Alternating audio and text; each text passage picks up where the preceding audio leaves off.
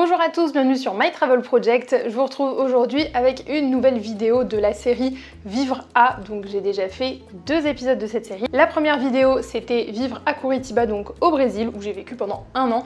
Et la deuxième vidéo c'était Vivre à Ottawa, donc au Canada, où j'ai vécu pendant 1 an à peu près, plus une année scolaire, donc 9 mois. Et donc aujourd'hui je reviens avec un nouvel épisode de cette série et ça va être Vivre à Phnom Penh au Cambodge, où j'ai vécu pendant quelques mois. Donc je le révèle, comme dans les 2 derniers épisodes de cette série, c'est une série qui m'a été inspirée par Émilie Blanc, donc je te mettrai la chaîne dans la barre d'infos, qui en fait qui a commencé en fait cette série. Donc je te conseille vraiment d'aller voir sa chaîne. Toutes les infos, comme je le disais, seront dans la barre d'infos, donc de sa chaîne et des vidéos qu'elle a faites à ce sujet. Donc on va parler du Cambodge aujourd'hui et de Phnom Penh, où j'ai vécu pendant 4-5 mois à peu près. Et là tu vas te demander pourquoi j'étais là-bas si tu ne me suis pas depuis très longtemps.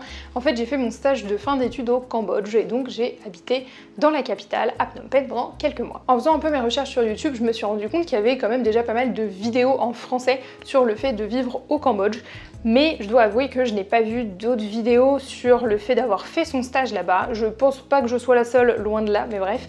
Donc je me suis dit que ça serait peut-être intéressant de te donner mon point de vue en ayant vécu à Phnom Penh, mais en faisant mon stage de fin d'études là-bas. Donc comme dans les 2 dernières vidéos, je vais d'abord te parler un peu plus de Phnom Penh, un peu plus de la ville bien sûr.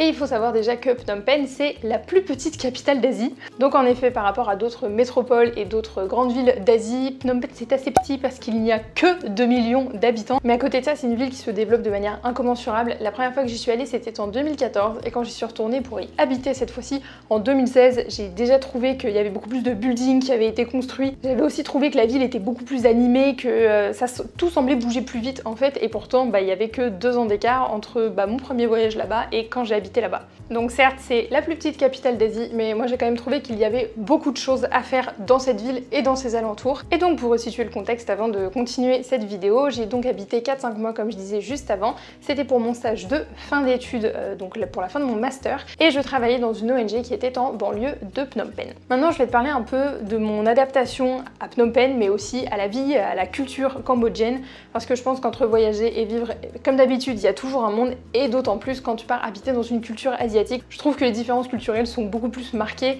que par exemple quand j'étais partie au Canada pour la première fois. Après je pensais vraiment que cette adaptation allait peut-être mieux se passer pour moi parce que j'étais déjà partie au Cambodge en voyage 2 ans avant, donc je savais un peu à quoi m'attendre sur certains points.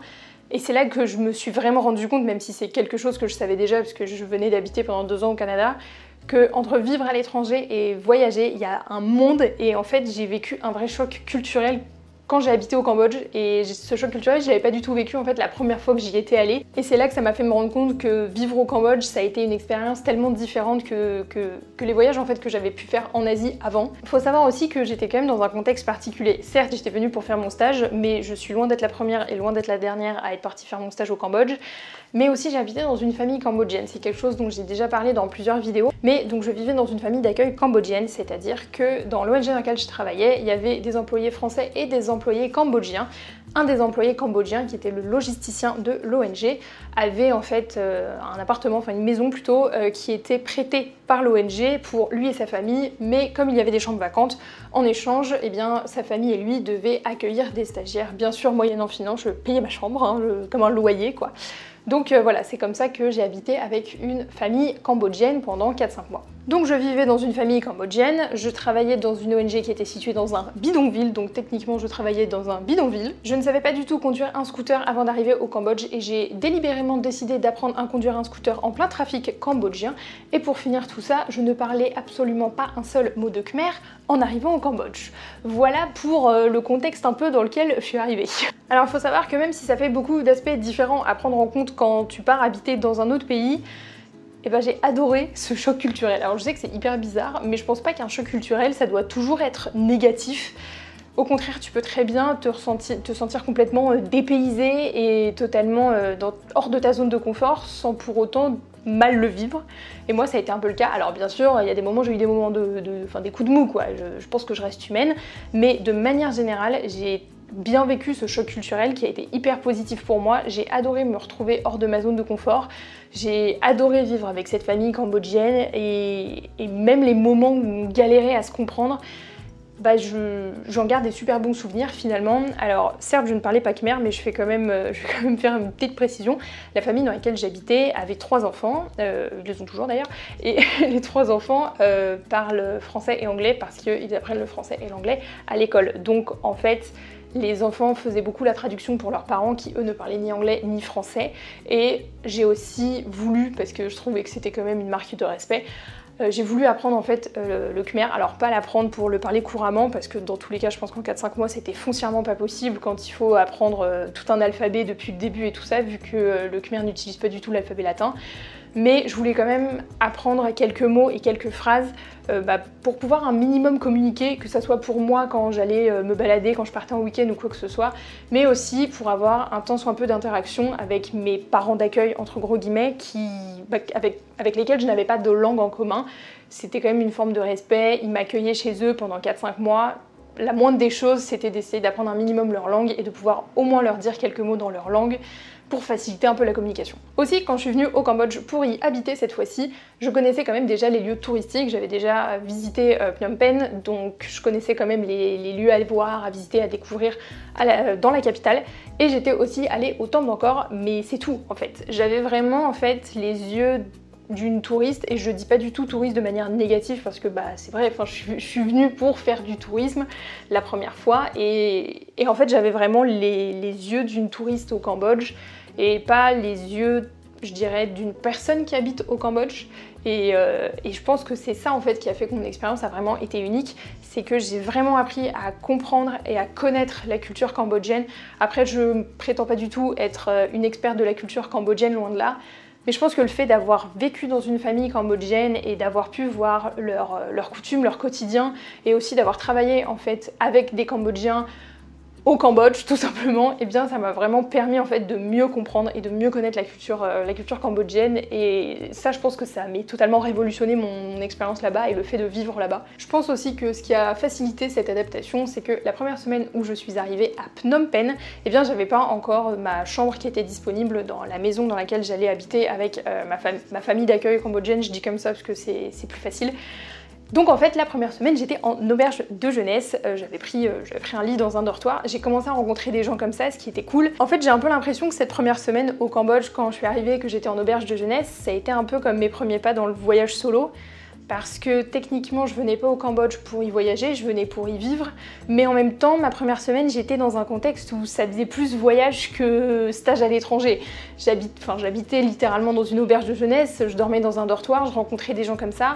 Alors j'avais mon boulot la journée, mais le soir j'étais aussi à l'auberge de jeunesse, donc je continuais de sortir, de rencontrer des gens, et mon premier week-end, je suis repartie visiter la ville avec des gens de mon auberge de jeunesse, mais j'y suis aussi allée toute seule, donc ça a été un peu comme un voyage solo en fait la première semaine, et je pense que d'avoir cette première semaine un peu en mode backpack, que j'avais déjà connue avant, même si ça n'avait jamais été en voyage seul, ça m'a fait une petite adaptation en douceur avant de me lancer dans le vif du sujet, c'est-à-dire habiter dans une famille cambodgienne avec que des Cambodgiens, avoir un vrai choc culturel pour tout et n'importe quoi, et aussi ne pas pouvoir nécessairement toujours parler ma langue ou ne pas pouvoir toujours se faire comprendre. Bien sûr, au fur et à mesure des mois, je me suis quand même adaptée à cette vie cambodgienne, je me suis vraiment habituée à vivre avec une famille cambodgienne.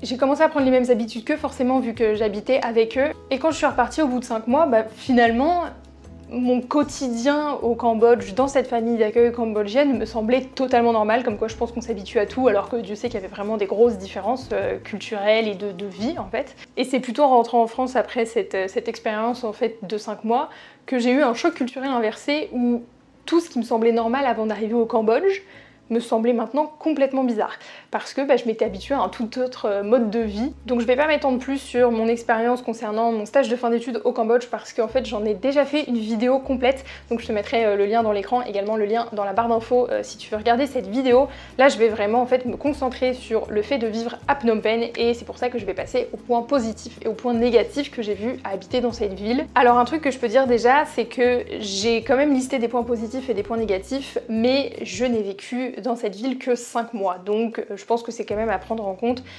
J'imagine qu'une personne qui aurait vécu un an et demi au Cambodge n'aurait pas du tout en fait les mêmes points positifs et les mêmes points négatifs que moi. Peut-être que oui, peut-être que non, mais voilà, c'est vraiment du fait de mon expérience et de la durée que j'ai passée sur place qui, on va pas se mentir, était quand même assez courte.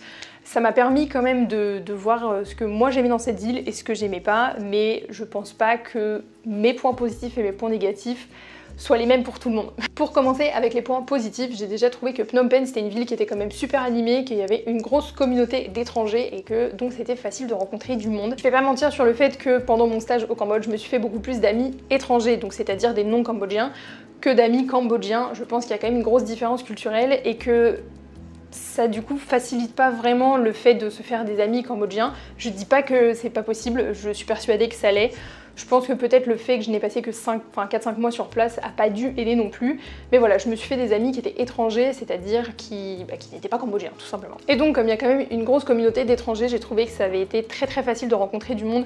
Aussi, la première semaine que j'ai passée en auberge de jeunesse a aidé parce que j'ai rencontré des gens pendant cette première semaine qui sont restés 2 ou 3 semaines de plus, je pense, à Phnom Penh, que j'ai revu par la suite. Et même si c'était des voyageurs et qu'ensuite, évidemment, ils ont continué leur bonhomme de chemin, eh bien, ça m'a quand même permis de rencontrer du monde. Ce que j'ai fait en fait pour rencontrer des gens, je sais que c'est une question qu'on m'a posée, c'est que en fait j'allais souvent sur les rooftops des auberges de jeunesse parce que c'est comme ça que tu rencontres du monde. Après aussi j'ai rencontré des gens sur place qui étaient également en stage et on va pas se mentir, j'ai quand même eu la chance de connaître 2 personnes d'avant, c'est-à-dire une fille qui était à l'école primaire avec moi et une autre qui était au lycée avec moi qui était au Cambodge.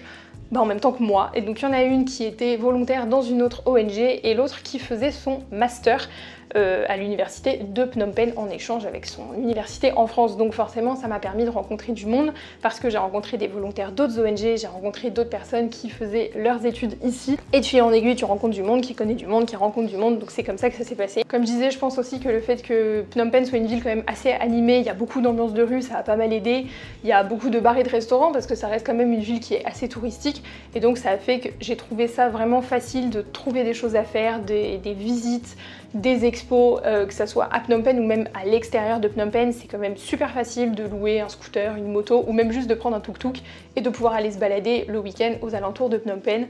Donc pour moi ça c'était un gros point positif. Je pense que pour une première expérience en Asie, c'est peut-être pas la ville la plus connue ou la plus plébiscitée, mais en tout cas pour moi c'était vraiment une ville qui était idéale pour une première expérience de ce type. Phnom Penh est aussi pas mal situé déjà parce que le Cambodge c'est un pays qui est quand même plus petit que la France et que du coup si tu veux partir le week-end, eh bien c'est très facile depuis Phnom Penh. Donc Phnom Penh est plutôt situé à l'est du Cambodge et à proximité d'endroits tellement cool. Donc il y a par exemple l'île de la Soie qui est à environ 45 minutes de scooter de Phnom Penh. J'en ai d'ailleurs fait un article sur mon blog, donc je te mettrai le lien dans la barre d'infos et dans l'écran si j'arrive à le faire. Depuis Phnom Penh, tu peux également aller facilement sur la côte sud du Cambodge parce que c'est environ 2h30, 3h de route par bus, donc à Kampot, à Kep, à Rabbit Island, et c'est vraiment des endroits magnifiques du Cambodge que je te conseille vraiment de visiter si tu as l'occasion. Et depuis Phnom Penh, tu es à seulement 6 heures de bus de Ho Chi Minh Ville qui se trouve au Vietnam. Donc c'est même quelque chose que tu peux envisager pour un week-end. Je sais que c'est bizarre de se dire qu'on va partir un week-end au Vietnam, mais depuis Phnom Penh, tu peux le faire. Et pour continuer sur le dernier point positif et sur le côté touristique de la ville, j'ai trouvé que c'était vraiment facile en fait de pouvoir réserver des visites, des excursions quand je le voulais et du coup bien connaître Phnom Penh. En fait je trouve qu'il y a beaucoup trop de choses à faire à Phnom Penh et pourtant j'ai plein de gens en fait qui m'ont dit pendant que j'habitais là-bas genre mais t'habites à Phnom Penh mais il y a rien à faire, c'est une toute petite ville et tout ça. C'est sûr que comparé à Ho Chi Minh Ville par exemple ou à Bangkok, c'est vraiment minuscule. Mais il y a vraiment énormément de trucs à faire, que ça soit donc comme je disais des excursions, que ça soit des visites organisées, des walking tours. J'ai aussi fait un cours de cuisine avec ma copine Viviane quand j'étais là-bas et j'ai appris à cuisiner un plat khmer et j'ai trouvé ça mais tellement intéressant. Et en plus c'est vraiment facile de se déplacer, donc que ça soit dans Phnom Penh ou à l'extérieur de Phnom Penh parce que les bus sont vraiment pas chers. J'étais allée à Sihanoukville, donc qui est plutôt vers l'ouest du Cambodge, vers le sud-ouest, sur la côte, et je crois que mon bus de nuit avait dû me coûter 8 $, je pense 8 $ US. Enfin c'est quand même rien du tout et c'était quand même 7 heures de transport quoi. Par contre même s'il y a des points positifs à vivre à Phnom Penh, eh bien j'ai quand même listé quelques points négatifs parce que je pense que c'est bien de montrer les deux côtés. Et le premier point négatif qui va vraiment un peu peser parfois, c'est le fait qu'il y a très peu de parcs, voire pas du tout à Phnom Penh. Alors certes tu peux facilement sortir de la ville et tu peux facilement partir pour le week-end, mais en fait je venais d'être habituée pendant 1 an à vivre à Montréal où il y a des parcs à tous les coins de rue, et là je me suis retrouvée dans une ville où il n'y avait pas du tout de verdure et il y avait énormément de tuk-tuk, de voitures, de scooters et de motos. Donc en fait c'était les deux extrêmes quoi. Le seul coin de parc, de verdure en fait que j'ai vu, c'est au Wat Phnom, donc c'est la pagode d'argent. C'est un temple en fait que tu peux visiter à Phnom Penh qui se trouve, je sais c'est très bizarre, mais au milieu d'un rond-point, et là forcément t'as plus de verdure, t'as plus d'arbres et de fleurs, et voilà, t'as juste plus de vert, mais c'est vraiment le seul endroit en fait que j'ai vu. Sinon l'endroit où j'aimais bien aller c'était sur le quai Sisowat en fait, donc c'est le quai qui borde le Tonlé Sap à Phnom Penh. Mais il n'y a pas énormément de verdure non plus, donc ça a été un peu un point négatif pour moi. Comme pas mal de villes en Asie aussi, il faut quand même souligner le fait que Phnom Penh c'est quand même une ville assez polluée, comme je disais juste avant. Il y a énormément de trafic, que ce soit des voitures, des tuk-tuk, des motos, des scouts, c'est extrêmement pollué, il y a des gros bouchons.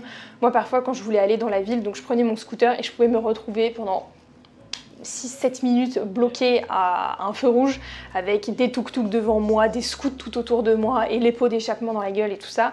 Et au bout de quelques semaines, tu le ressens vite, que tu prennes un scooter ou pas, hein, même si tu te balades en tuk-tuk ou à pied, tu ressens que l'air il est vraiment chargé en pollution, et ouais, tu le sens quoi.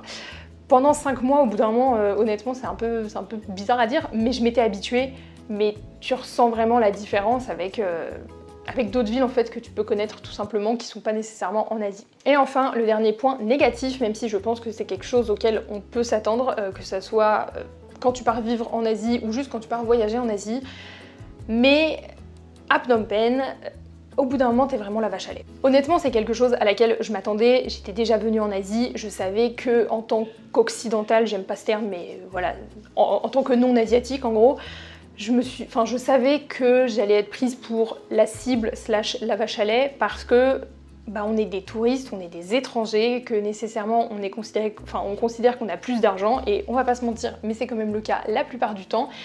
Et donc on essaye de nous arnaquer. Je négociais mes amendes quand même. C'est-à-dire qu'il y a une fois où j'ai pas grillé un feu rouge mais je suis passée au feu orange, voilà, en gros ne conduisez pas comme moi. Et donc un policier m'a arrêtée et j'ai dû négocier avec lui le prix de mon amende, parce que je connaissais exactement le prix des amendes au Cambodge, et il a voulu me faire payer 4 fois le prix. Voilà. C'est pas quelque chose dont j'ai envie de me plaindre, parce que c'est juste comme ça et je pense qu'il faut l'accepter, surtout quand on est un étranger qui part en Asie, que ce soit pour y vivre ou pour y voyager. On va forcément payer plus cher que le local, et c'est comme ça, on a plus de moyens et voilà. Mais en fait ça a plus été chiant psychologiquement au bout de 5 mois, quand dès que tu sors dans la rue, il y a quelqu'un qui veut t'alpaguer pour te demander de l'argent ou pour te demander un tuk-tuk lady et tout ça. Ça à la fin vraiment ça me saoulait quoi. Donc ouais, je dirais que vraiment mes 3 dernières semaines surtout, ça m'a pesé. J'en avais marre en fait d'être toujours la cible, que dès que je sors dans la rue, on me demande de l'argent, qu'on me propose une visite, une excursion et tout ça. Ça ouais, ça m'a un peu... à la fin j'en avais marre. Et je vais finir cette vidéo avec une petite partie sur le budget. Donc je n'ai pas de budget fixe à te donner, parce que comme je le dis à chaque fois, pour moi le budget c'est subjectif. Mais pour te donner un ordre d'idée, donc la chambre que je louais chez la famille cambodgienne dans laquelle j'habitais, je la payais 200 $ par mois. Et pour la nourriture, puisque ma mère d'accueil nous faisait tout le temps à manger, je payais 40 $ par mois. Je précise ici que je parle de dollars américains, parce que c'est une des 2 monnaies qui est en vigueur au Cambodge avec le riel. Donc en fait j'avais toujours des dollars américains sur moi, c'est plus facile du coup de donner les prix pour moi dans cette monnaie là. Pour mon scooter que j'avais loué, je payais 70 $ par mois. Et donc histoire d'avoir un peu un autre ordre d'idée, j'ai aussi demandé à une de mes amies qui habitait au Cambodge en même temps que moi combien elle payait son loyer. Elle était donc en colocation avec une autre personne. Elle vivait au niveau du marché russe à Phnom Penh, donc tout au sud, alors que moi j'habitais tout au nord. Elle avait aussi une piscine dans son appartement et elle avait une femme de ménage qui venait 2 fois par semaine, et elle payait 600 $ par mois à 2, peut-être 650 $ par mois. Donc voilà, c'est tout pour cette vidéo. J'espère que ça t'aura plu, j'espère que ça aura pu t'apporter des informations sur le fait de vivre à Phnom Penh. Si bien sûr t'as d'autres questions sur le fait de vivre à Phnom Penh ou de vivre au Cambodge tout simplement, n'hésite pas à me les mettre en commentaire. Je te mettrai également dans la barre d'infos les 2 autres vidéos que j'ai fait de cette série entre gros guillemets Vivre à, et aussi donc la chaîne d'Emilie Blanc comme je te disais au début de la vidéo. J'espère que ça t'aura plu et nous on se retrouve bientôt dans une prochaine vidéo. Ciao!